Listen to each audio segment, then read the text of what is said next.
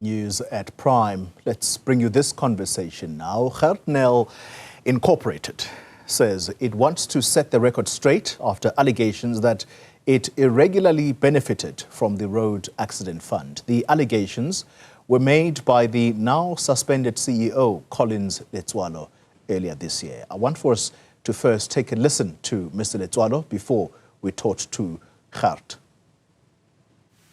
Over the past period of 5 years, Gert Nel attorneys have been paid over 2.2 billion from the road accident fund. So you can go and do, you know, the mathematics of it.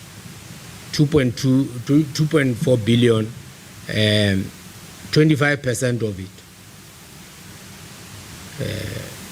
will be, let's say, 550. So for 2 billion, we know that a quarter of it is 500 million. So that's what this man made for himself, at least. Now, you are not shocked why. Then this man fights this much. He wants to continue. And you can imagine that part of it has been what we have reduced, because if you look at the numbers before then, they were making much more. All right, Gert Nel is in studio with me now, and let's introduce him. Mr. Nel, good evening to you, and thank you for your time. Let's start with the allegation that over a period of 5 years, 2.2 billion is what your law firm has pocketed from the RAF. How do you respond? Only, thank you very much. Thank you for the opportunity, and good evening to the viewers as well. I'm not exactly sure where Mr. Letsoalo gets the figures from, but and clearly he is struggling over his own words in to coming to terms of what the fee was that we drew, and obviously he makes the common mistake of just making the inference that we charge 25% of whatever we earned from the road accident fund.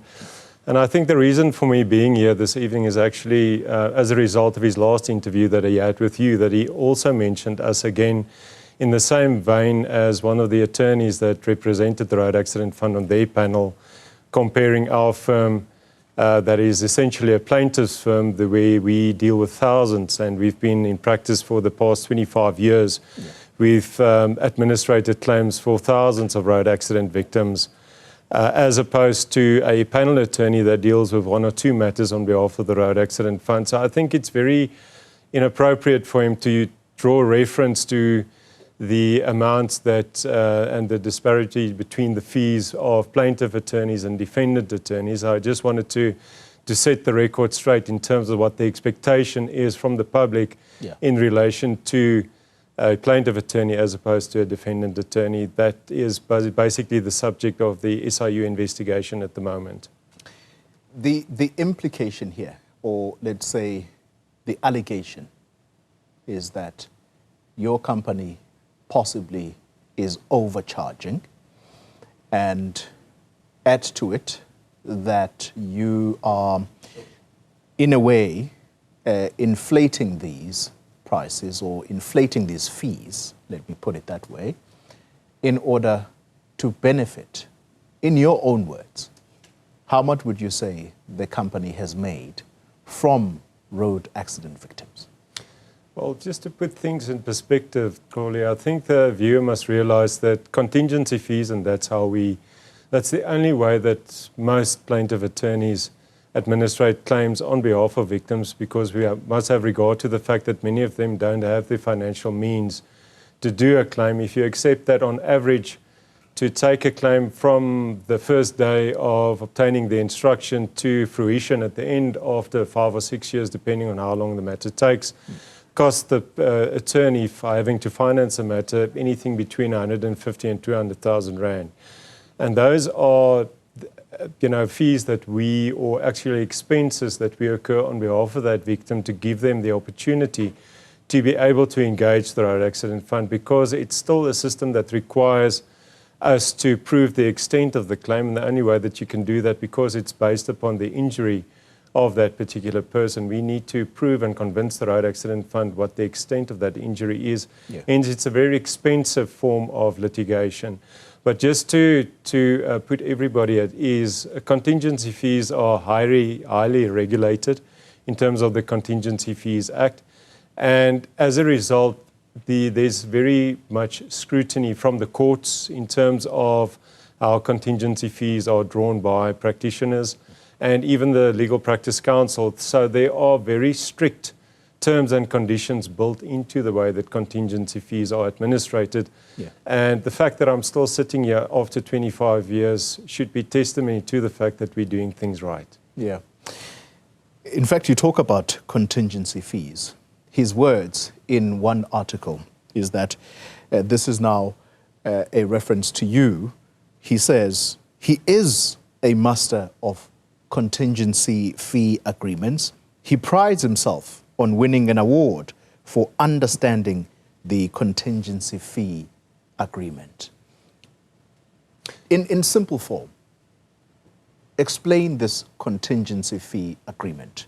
How's it calculated, and what do you walk away with as a law firm? Well, the simplest explanation of it is it's twofold. You need to have a written agreement with your client so that there's no uncertainty at the end of the day what the terms of the agreement was. And then obviously also it's dependent, the charging of a fee is dependent on the success or partial success of such an instruction. So those are the two primary conditions of a contingency fee agreement. So essentially, and I think a common misconception is the one that, with all due respect to Mr. Letsoalo, is the fact that attorneys are wholesale able to draw 25% of whatever the capital settlement was with the Road Accident Fund. Subject to the Contingency Fees Act, I still need to show what exactly I've done in order to promote the claim to finality. So it's not a question of settling a claim on R1 million on behalf of a victim and simply drawing 250,000 Rand as a contingency fee on that. I still need to prove that I've done the work. In other words, I still need to draw a detailed attorney and client bill. Yeah. That is essentially how it works. And he goes on to say that your firm has charged excessive attorney party costs. And this is something that I would like you to explain to us. What are attorney party costs? Corley, I would so wish that you would ask him that, because there is nothing in law like attorney party costs. I think he's confusing the two, attorney and client costs, as opposed to party and party costs. I think he's got the wrong angle on costs, essentially. But again, getting back to the basics of any fees that we draw as attorneys, and again, it's regulated starting at the court and flowing straight through to the Legal Practice Council. Yeah. I'm not allowed to draw a cent in terms of fees if I can't show that I've actually done the work. And I think Mr. Letsoalo has, and with all due respect, a proper misconception about fees and what fees are really about, and especially the Contingency Fees Act, because the Contingency Fees Act does not allow an attorney to just draw 25% of whatever the capital settlement is. That's not what the Act says. To just explain it in simple terms, the 25% is a cap. Yeah. So it's not a fee, essentially. I still need to draft an attorney and client bill, and the cap is where the 25% comes in. So it's got nothing to do with the fee itself. So away from the technicalities of the legal language, why do you think Mr. Letsoalo is obsessing over your company? What is it that he is most unhappy about, in your view? Is it partly to do with this campaign that he also seems to suggest, that there is a campaign against him by companies which he has since started turning off the taps? Well, I don't think it's necessarily something that we did wrong. I think what we did is we started to call him on matters and policies that he implemented that is simply unlawful. And, you know, we got to a point where we realized that if nobody is going to say anything about what is happening, what the lived reality of the road accident fund or road crash victim is, then the plight of these victims are going to be lost in translation, because from the narrative that all attorneys are bad and that we overcharge our clients, to the fact that he's actually willfully introducing a program to settle matters which is untrue. So we started to call him on certain matters so that we could highlight the fact that there's a serious problem at the Road Accident Fund. When you say you started calling him out, what did that look like in practice? Because perhaps that's what he reads as a campaign against him. Yeah. I think it all started last year when he went for an interview on the David King show, and he made all, sorts of comments about attorneys in general and the system and the way that he implements and the accounting standard, and he gave his reasons why they're allowed to implement the accounting standard, which has been found unlawful in more than one court, and he still implements that. And, I think because Mr. Letsoalo was appointed at a time that there wasn't really proper oversight about the way that he implemented certain executive decisions, it got to a point where I think we as members of the public in that arena that lives that reality of having to deal with clients that are not getting payments within, even based upon their payment holiday that they applied for court, that we are not seeing happening. So, and when we see them going to Parliament and accounting to Parliament, it's a totally different scenario of what we experience on ground level. For instance, in courts, his approach is that he implemented a board notice to promote expedited settlements of matters, which resulted in exactly the opposite. And nobody says anything about that. The board notice was implemented by design to support his accounting standard. Yeah. And I think that the minister has made a very serious or given his intention that should be addressed in earnest.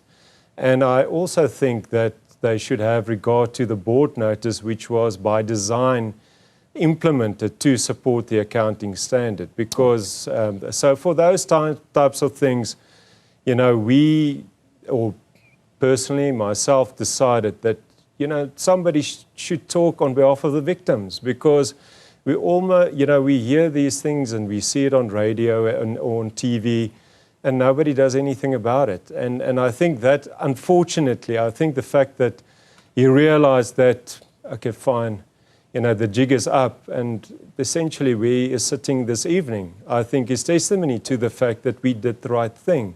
We exposed, the disparities that we encounter in practice, and I think that's essentially why we see things happening at the moment.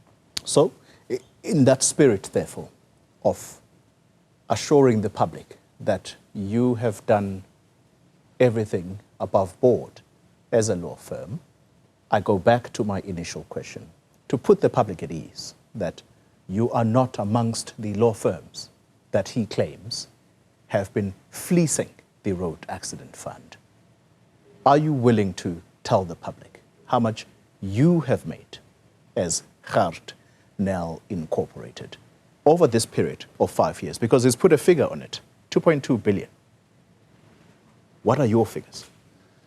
Koli, I must honestly say I really don't know. But what I can say, and to put the public's minds at ease, is if there was any complaint or any, even from within the Road Accident Fund, because we must accept that the Road Accident Fund has their own forensic investigation department, which is looking at these kinds of matters. I've never had any complaint against my firm. I've never been investigated by that. And I would invite Mr. Letsoalo to give me a shred of evidence of what he said. It's easy to say something on TV, but come to the party and submit the evidence of what you're saying. I mean, everybody, I'm a lawyer, I work on facts, hence I don't want to give a thumbsuck amount of the amount and figures that we've charged clients, but what I can say, again, the fact that I'm sitting here and it should be testimony to the fact that we are doing things right, and that it is unfortunate that Mr. Letsoalo, and a bit disappointing as well. You asked me earlier why I think that he's singling out our firm. You know, he tends to get to a point where he uses black and white issues and brings that into the arena. I'm not sure whether that is his major concern, that we as a white firm representing, you know, the whole country in terms of victims, doesn't matter from which demographics you are. We're doing it very successfully. And again, the fact that I'm willing to come on TV and discuss that with you, maybe at a later interview we can revisit that and I'll bring the figures along if it's still important enough to discuss. But I think it's missing the point. I think at this point in time we must focus on rebuilding the Road Accident Fund to what it should be, because the victims' rights are being abused at the moment, and that's where the focus should lie, not what a successful attorney's firm, whether they're black or white or whatever. That's not the concern here. The concern is the victims that we represent, and the fact that they're not getting paid by the Road Accident Fund, or that they're being prevented from lodging claims, or even getting access to courts. That's the type of thing that I think should grab the public's attention.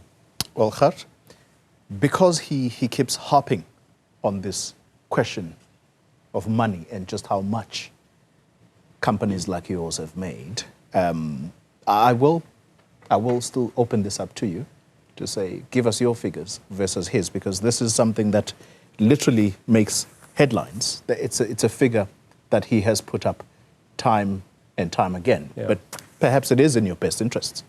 I think in the, coming to just maybe take it one step further, Crowley, is last week, or the 28th of May, one of the slides that was presented to the public was the 10 top paid firms in the country. Maybe that can be used as a reference. We were number 2. And I think it came to about, in the region, I think 82, somewhere in the region of 80 million that but I mean, that's over, we're representing thousands of people. I mean, it's not one or two people like a defendant firm. We're acting on behalf of a lot of people. We're a successful firm.